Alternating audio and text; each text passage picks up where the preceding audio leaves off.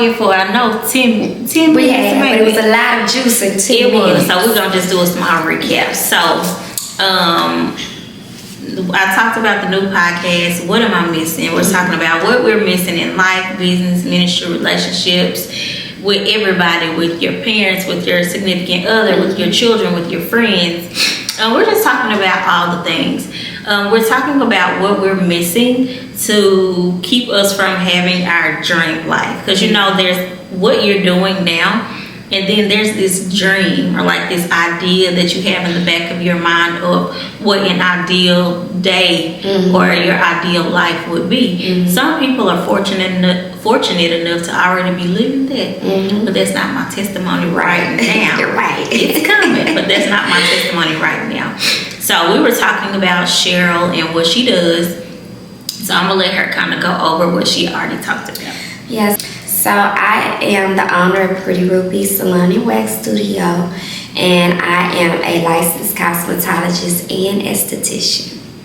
Absolutely. Okay, so we were talking about soft life versus hustle culture and boss babe, boss chick, 6-figure chick, all the things, 7-figure chick, all the things. So I had given my definition of soft life, and Cheryl gave hers, so I'm going to let her go ahead and tell her definition again. So my definition of soft life was, for me personally, was just coming into full circle with who I am, what my purpose is, and living that out. Not the way I want to live it out, but intentionally how God planned for me to live it out.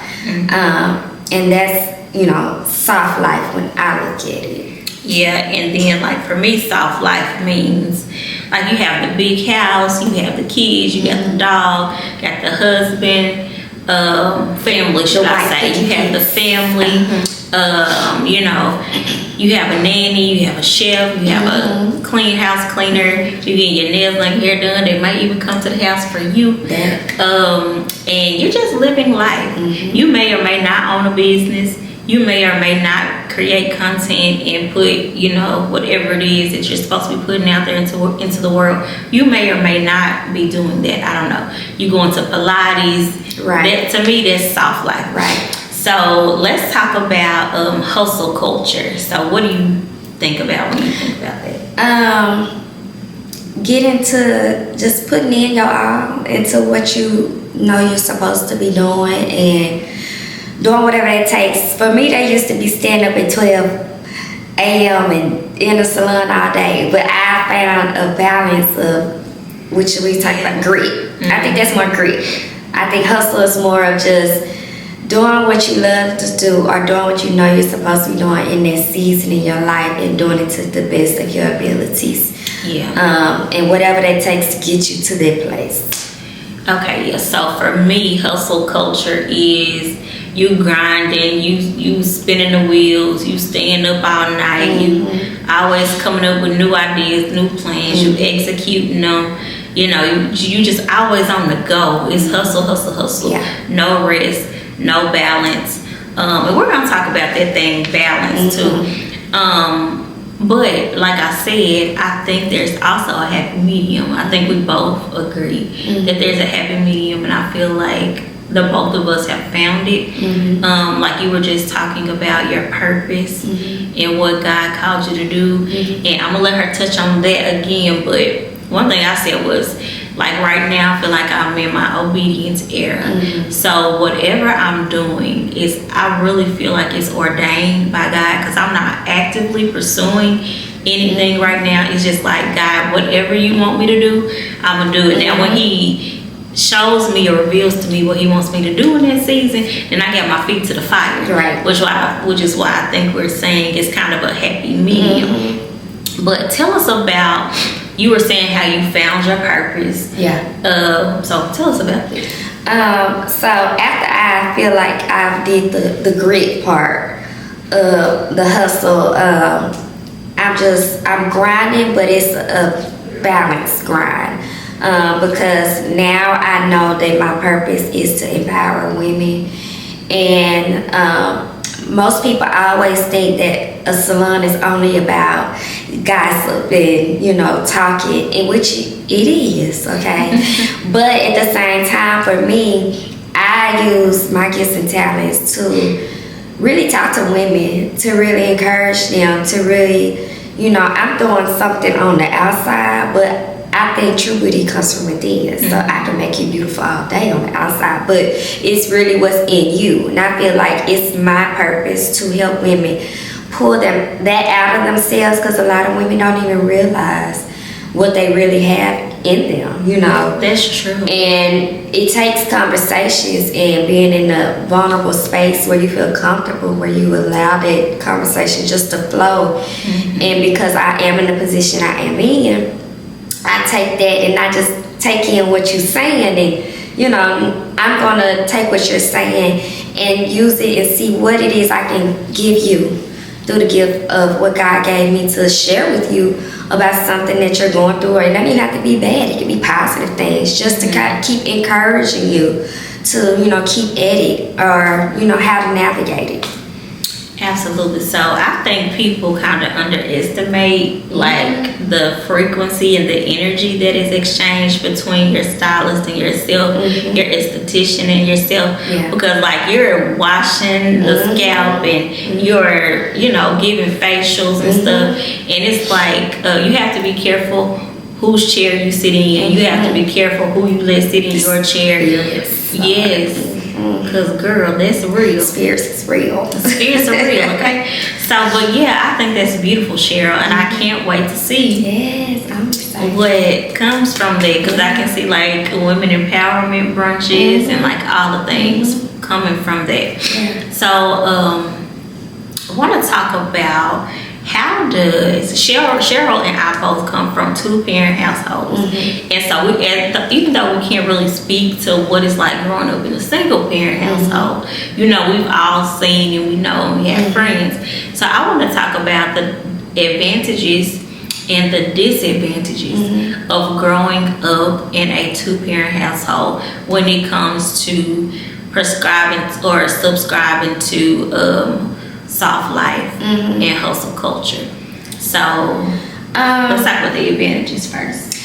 I think the advantage for me is that my mom was my mom was a stay-at-home mom and my dad worked.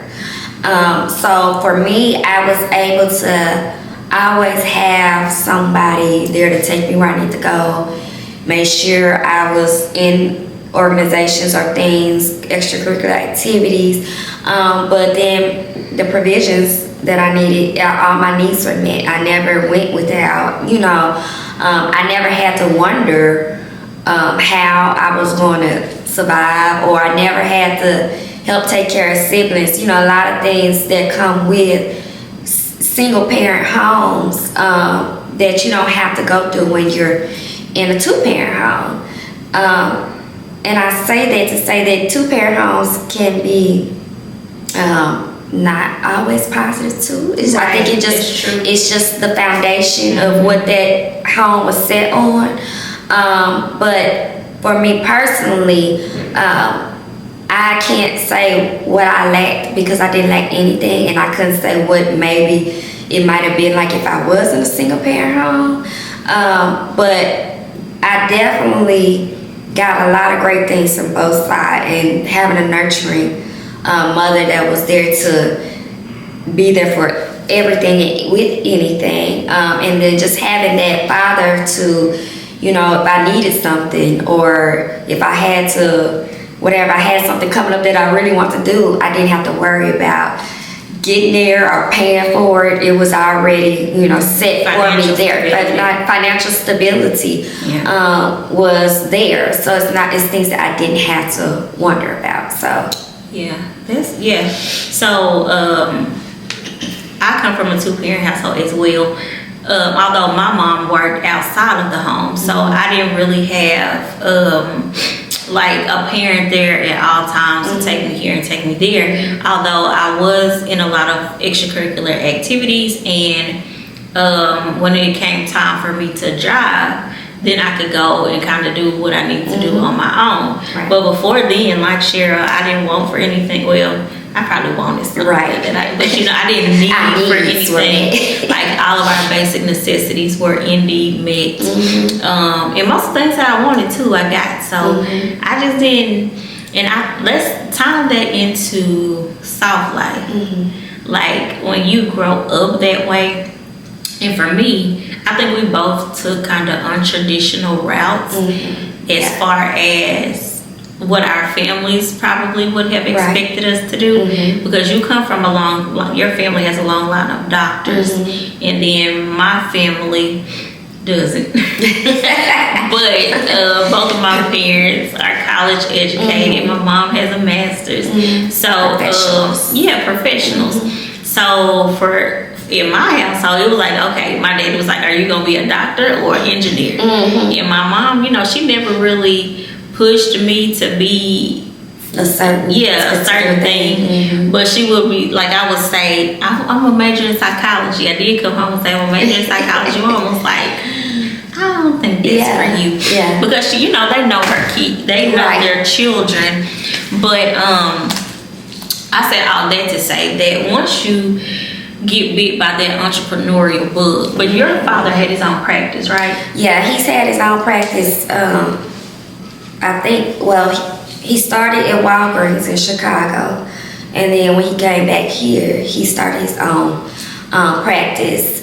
But to piggyback off of what you were saying about the expectation kind of coming from a professional household was stepping into that entrepreneurial space. Even though my dad owned his own business, it still was formed around school, traditional schooling. I did go to traditional college. I went to Texas Southern, and I really was just out there having fun because nothing really grabbed me, I knew from a little bitty age that I wanted to do hair. I just didn't know how to bring that into the household. And not that it wasn't okay, but we get in our own mind of, I don't know if they gonna be accepted of this, so I'm just gonna go with the flow of what was expected of me. And that wasn't it. And so after I wasted time and money at UAPB, I was like, forget this. I'm gonna step into this space. And the thing about my parents is they didn't say no, they didn't say yes, but they were like, well, this gonna be on you, So I had to fill out for financial aid. I had to do it because if this was really something that I wanted to do, I had to prove that this was something I wanted to do. Yeah. Now, everybody is like, oh, she do this. And I never did not have that support, but to follow your dreams through and to have that support as you're going through it and achieving it and being able to say, see, I did it.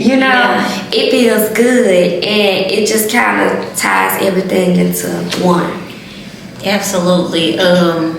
With the soft life though, and having, let's talk about my little education. Your big education. Girl, I hated school so much. School just never caught my attention. One thing about me is I don't like doing busy work. I don't like doing things that I feel waste time. Yes, so school, y'all, I didn't like it. And it showed. Do you hear me? Like I still had, good enough grades because my mama was probably gonna put me out the house. Right. I didn't have good grades.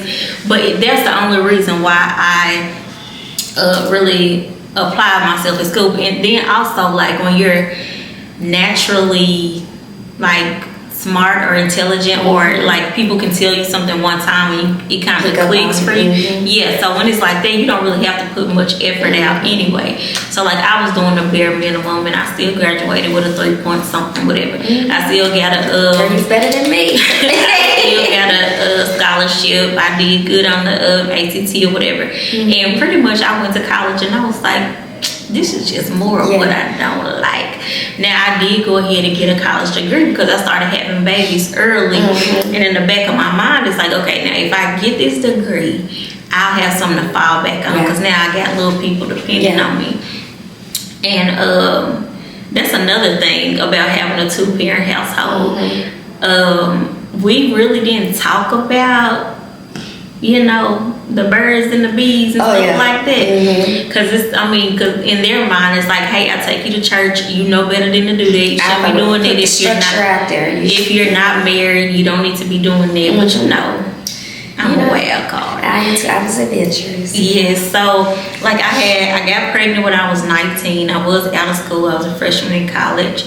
I got pregnant, and it was a turning point for me. Like having a baby at 20, I was not ready for a baby, but my mom made it so that she didn't make me comfortable. And also in my mind, daddies are just there. Like in my mind, there's no absentee fathers. Fathers are there. So I wasn't really worried about like keeping a family together and doing. I just thought that was a part of like y'all have a baby, the daddy and the mama gonna Everybody be there because that's just what it is. They don't work like that all the time. So that's another thing. But my mom, I thank her for this though. She did not make it easy on me at all. Like, you know, some people will start having babies young and they just keep having. She gave you the accountability part of it. Listen, y'all, my baby was early. He was premature. He was on 2 pounds and 1 ounce. So he stayed at Children's Hospital for 2.5 months before he came home. When he came home, he was on oxygen and a little sleep machine, like a little sleep apnea machine that registered his heart rate or whatever. So, like, and the oxygen machine was big. On a little bitty baby. So I had to carry the baby in a big old tank, not the little thing that looked like the helium thing. It was like a big machine. The big thing. The big machine. It was like a TV. Yes. So I asked my mom, I was like 8 something. I'll never forget this. I asked her, I was like, Mom, can you hold him for a second? I need to run back here and get a pamper to change him. And she was like, no. I'm sleepy. I've been gonna drop that baby on the floor. So yeah, I had to get my little baby, get his big old machine, go all the way back to my room. By the time I got back there and changed him, I was like, we just gonna shut it down. We just back here. But it was in that moment that I was like, who finna have another baby without a husband? Not Andrea. I'm not doing that. But if my mom had not structured my life that way, ain't no telling, you know what I'm saying? So moving forward, so let's talk about soft life in business. So being raised in a 2-parent household as it pertains to business. So did you struggle with marketing and sales because of your upbringing? Like you said, you already had everything you wanted. You didn't grow up having to hustle and be creative and get things, you know, make something out of nothing. You didn't really have to do that. So how did that affect your journey as an entrepreneur? So I think a lot of times it's something I talk about even with my siblings, that, you know, having that security, which is a good thing to have, but sometimes you're not taught the real survival skills of life. You know, how to maintain money, how to just financial literacy in a whole.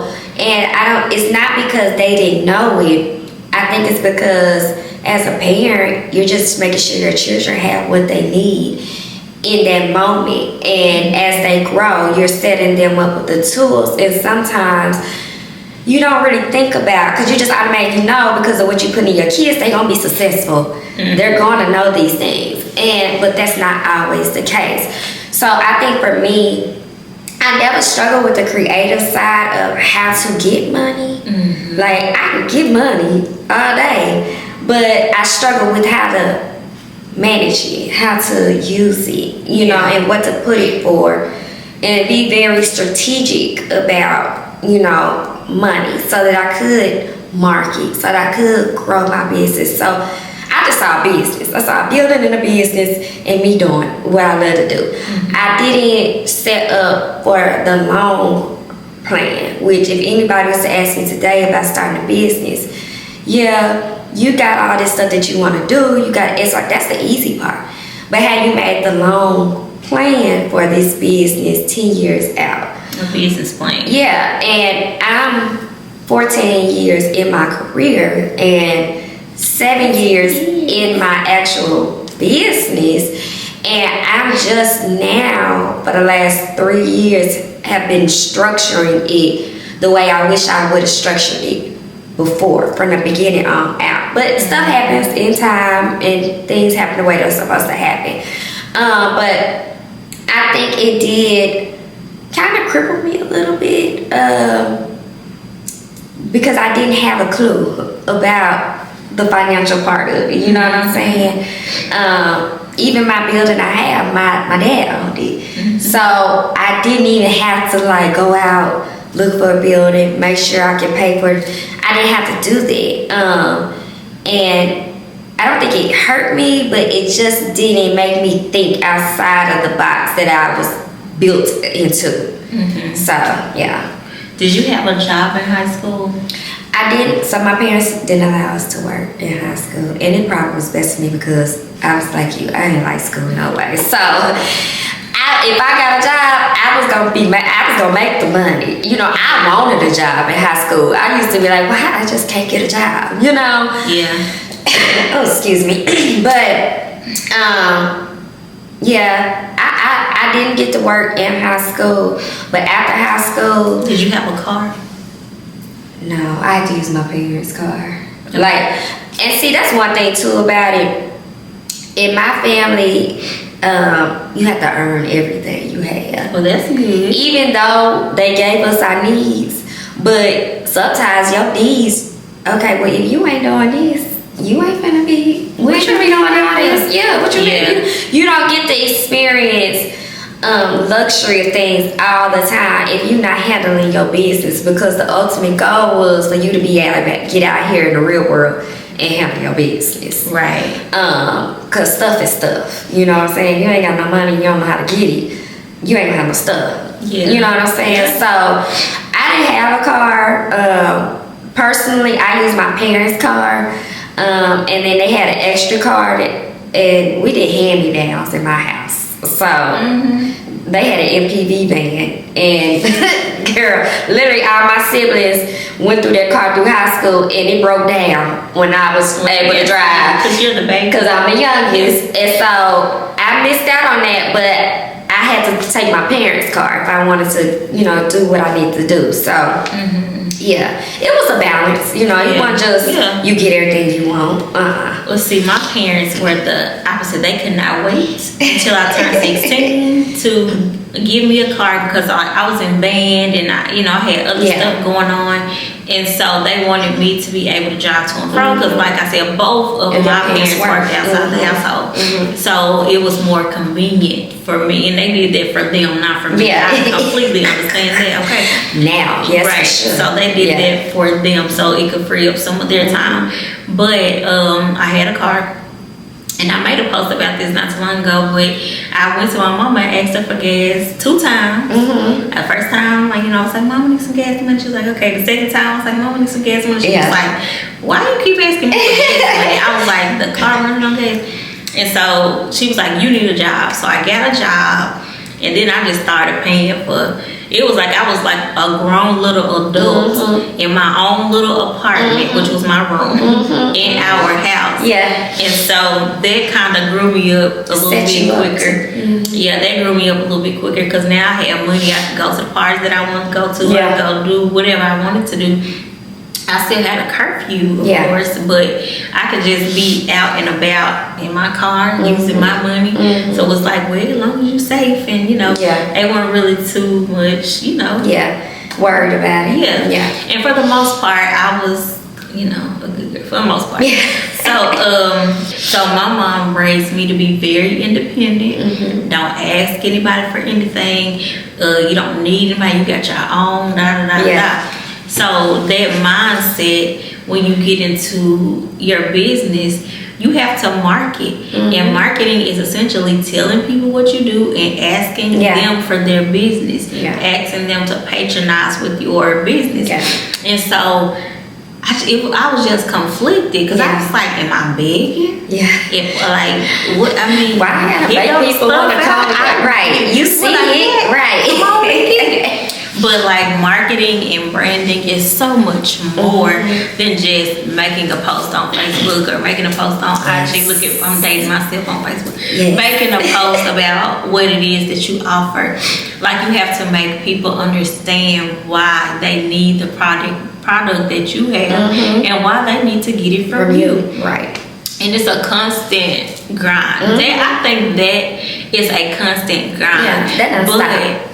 Once, like you said earlier, when you find your purpose, it won't seem like work anymore because it'll be, you know, that you're solving a need, you're solving a problem that they need help with. Yeah. So it's like you're basically just telling them, hey, I have the solution to your problem. Do you want to get it from me? And you have the proof to show. What they say, like the proof is in the pudding. Yeah. Like, you know, you did your due diligence in ensuring what you're selling is really truly beneficial for that person, that you're going to get everything you're getting from this, because I have already did the work to put everything in that you need, that you don't have to guess about it. It's there for you, and it's going to be exactly what you're paying for. 100%. So let's talk about a little bit about the consistency. The consistency that it takes to reach a goal. So do you set goals? Are you a person that like sets goals to achieve them, or do you like kind of like how do you know if this year in business was better than last year? By my goals this year is how I know last year, because last year I set goals, but I really didn't have a deadline. I didn't have a complete plan for the goal. I just was like, oh, I want to do this, but I didn't take the time, because then too I really didn't know my full purpose. Yes, that is a lot to do. Yes, so now that I know my full purpose, my goals are more personal and they're more intentional, and because I want to see through what God done put for me to do, because I don't want to be just, letting my little gifts just be here and, I have nothing to show for it in the end. I want to fully see what I'm truly supposed to blossom into. And so it's very important for my goals to, everything has to make sense. Everything I do has to make sense. That's even with my kids, my house, with my personal, with my business. Everything has to make sense, because it all ties into the ultimate goal and purpose that I'm supposed to be serving. Yes, I totally agree with that. As far as goals for me, I think I'm more focused now on outputs. Like, am I working out daily? Am I eating right? Am I checking in on my clients? Am I creating things for my personal business? Like, what am I doing every day to try to achieve whatever the goals may be? And now, like, I don't even really set goals anymore, because I don't know, sometimes when you're setting goals, it's not even what God wants you to be doing anyway. It's just something that's personal feeling. And so I think right now I'm in a season of whatever comes. And like, you have to really structure your prayer life to hear that. Yeah, to say, God, okay, I am totally dependent on you. I fully surrender. Whatever it is that you have for me, please line it up so I can see it. Make it plain. Listen, write that vision and make it plain for me. Yeah, but I don't think that there's anything wrong with saying, hey, this is what I want my life to look like. And then allowing God to fill in the steps to help you get there. So with that being said, like, do you have a dream life? Like, what would a dream day look like for you if you were fully walking out your purpose? You're achieving everything that God has set out before you. Like, what does Cheryl's day look like? So for me, it's having balance. My end goal is to have a life where my kids get me where they need me, whenever they need me. And having a work life that complements that, because that's my first priority is them. Waking up, I can attend to my business, set my stuff out the way it needs to, so it's very structured, nothing conflicts with anything else. But also, because ultimately, I don't always want to be behind the chair.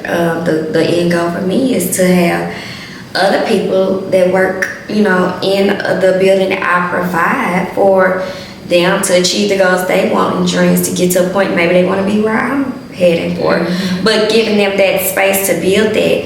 But I want everything in my life to flow. You know what I'm saying? I want to have the business, have the kids where they need to be, and have the balance of my personal life all just cohesively blend. And not always be trying, I'm here.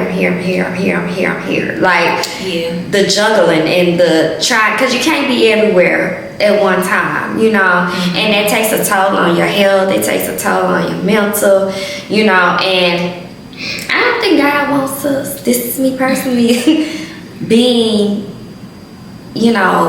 here, there, chaotic. He's not a God of chaos.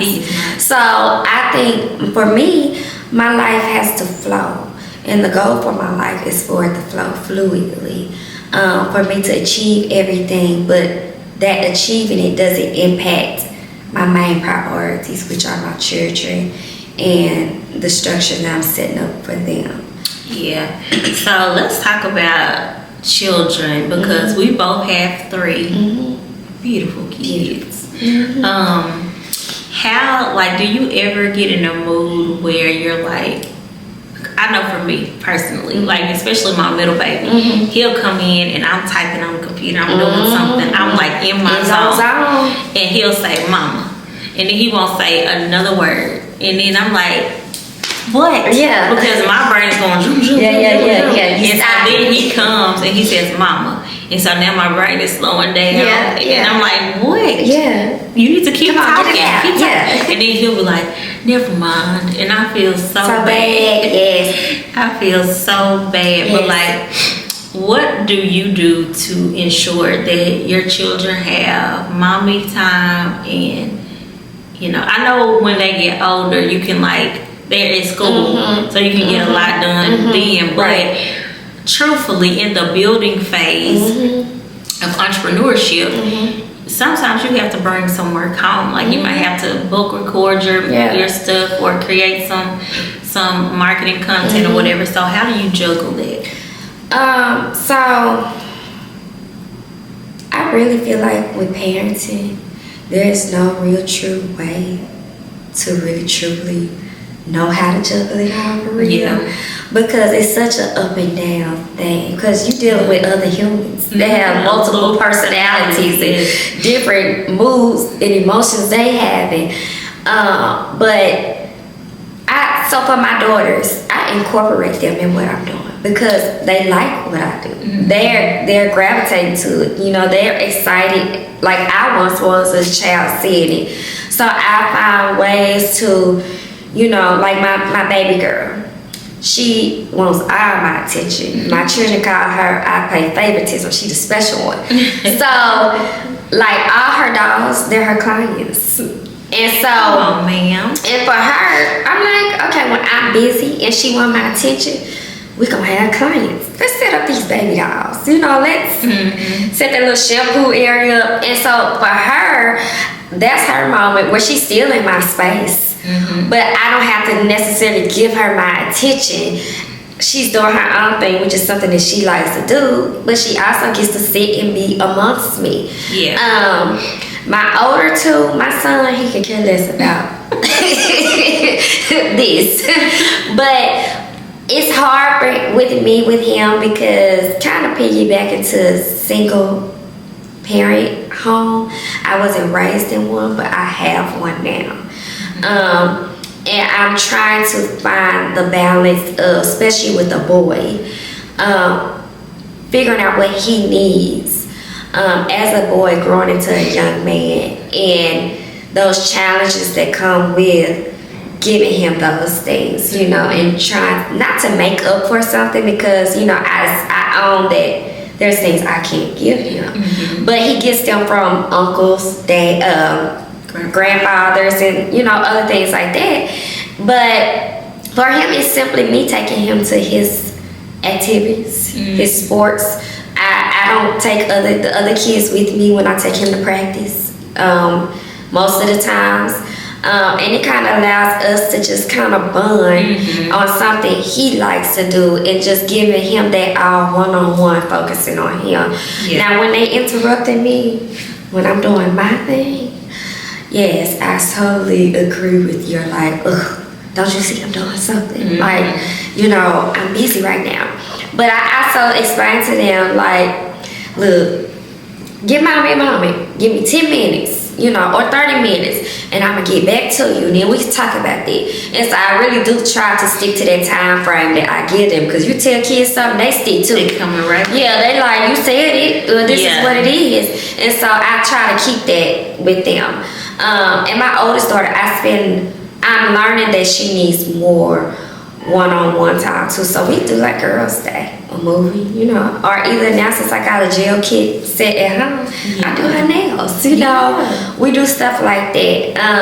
And it's really a balance. And honestly, it might be the balance for this season, but the balance gonna have to change for the next season. Yeah, especially as they get older. Yeah, as they get older. Yeah, so, you know, I navigate with kind of what they need and how I can give them what they need and still do what I need to do to be effective on my end. You know, and that changes. It's really not one true answer to it. It's just kind of limbo and managing it. Yeah, and that was one of the things I was going to say when we talked about balance. It's really ebbs and flows. Like this morning when you walked in, I was like, type that shit away. And she was like, you busy? And I was like, yeah. But it's like, on some days I'm not that busy, but then some days I'm extremely busy. So I think it kind of ebbs and flows, and we learn to kind of work around our schedules and plug in those little mommy and me times and times with our significant other. You know, so nobody feels like they're second, you know. So before we leave, I want to ask a question. I want to ask you, if you could be known for 3 things in your life, what would you want to be known for? It doesn't have to be work related. It could be anything. What are the 3 things that you want to be known for? My number one thing is always loyalty, because I think your loyalty cultivates relationships, and the relationships matter. Community matters. Your village matters, and I always want to show those things that impact my life, how loyal I am to them. And that can be, you know, returning of a service. You know, it can be anything. But they always feel that, you know, she was loyal. She gonna hold me down and be there. And I never had to question, you know, where her intentions came from. Empowering. And really building people up to be, you know, their best self. Because I think that's what truly matters in life. We are here to really be our true and best selves, not just for us, but for everybody that comes in contact with us. You know, they should receive the best parts of us, and we should receive the best parts of them. And the cycle, I think, will be a positive one if we all do the same thing. So, yeah. Listen, amazing. Be sure to follow her on all of her social media networks. I will have them on the screen. Cheryl, thank you so much. You're welcome. Thank you for having me. Listen, I can't wait to come on your channel. Andrea. Look, it might be a little play date with the kids. It will. And we just mic up and talk about life. Because that's what it's about. Yes, talk about like get some people around you that you can go through life with, people who you share common interests with, and who are trying to go somewhere, y'all. Yeah. You have to surround yourselves with like-minded individuals. Yes, it matters. All right, so I will see you next time on What Am I Missing? Bye. Under the sun's radiant glow, your brilliance ready to flow. Embrace your uniqueness, your strength, and to share your hope. Rest and save, let His peace take hold. Abundance flows in your hands, your gold. Dream big, live